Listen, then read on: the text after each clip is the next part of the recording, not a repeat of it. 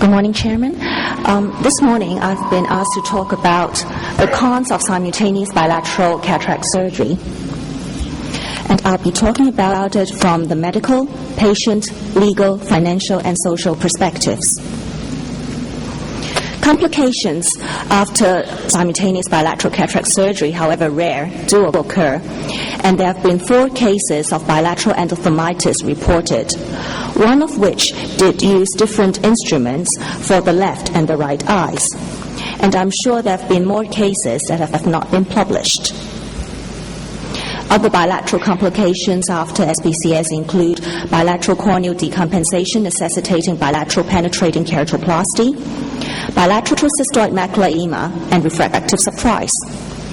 And there's also possible complications including bilateral TAS and retinal detachment, especially in patients with high myopia. Well, although I'm speaking against SBCS today, I must admit that I actually do them under general anesthesia. And when I do them, I get extra cautious. In many centers, there are protocols especially for SBCS, including careful selection of patients with expected difficult cases avoided, as listed, as well as operative measures, including stricter aseptic techniques with separation of left and right eye surgeries and change of scrub nurses in between, ensuring that all solutions, medications, and instruments are from different lots, and the routine use of intracameral antibiotics. For the IOL power confirmation, all the information are written down on a board and repeatedly checked before implantation into the patient's eyes. And other surgeons also use prophylactic topical NSAIDs in the perioperative period to prevent bilateral cystoid macular edema. So we have to ask ourselves, are the low rates of complications in the large SBCS series related to these meticulous measures?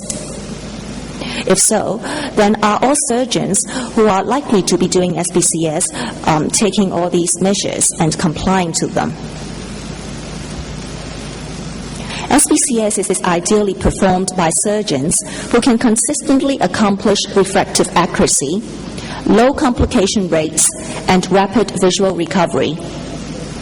But what happens when you are in a large training hospital with a mix of surgeons and nurses, as in the one that I work in? Unilateral cataract surgery allows for adjustment of surgical plans based on the results of the first eye. If there is a refractive surprise, we can always reevaluate biometry. And as mentioned, in SBCS, there is always the possibility of confusion of intraocular lenses, especially if toric intraocular lenses are used, as there's just so many information on hand. It has been reported that in SBCS, it leads to a faster visual rehabilitation, but the effect is only transient. And if we're doing sequential unilateral cataract surgery, we can also achieve a fast rehabilitation by spacing the 2 surgeries closer together for just days apart. And then we have also got to consider managing patients. In case for the second eye surgery in SBCS, if problems occur with the first eye, or there was an unusually long duration of the first surgery. Legal perspectives. We have to note that SBCS is not a standard of care in the preferred practice patent documents of most countries except in Finland. The AAO preferred practice patent does not support routine SBCS, and when it is to be done, the disadvantages must be carefully discussed with the patient. In the Royal College Cataract Surgery Guidelines, the only relative clinical indication for SBCS is when there is bilateral cataract in a patient who requires a general anesthetic for the procedure. Financial considerations. From the patient's perspectives, we have to note whether the patient can afford bilateral surgery, especially for the uninsured, whether they can afford bilateral intraocular lenses.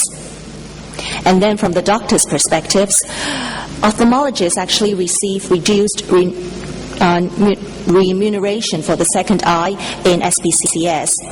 And it has been reported that ophthalmologists in the US, in Australia, in Israel, and in Japan, they actually incur losses of income by performing SPCS.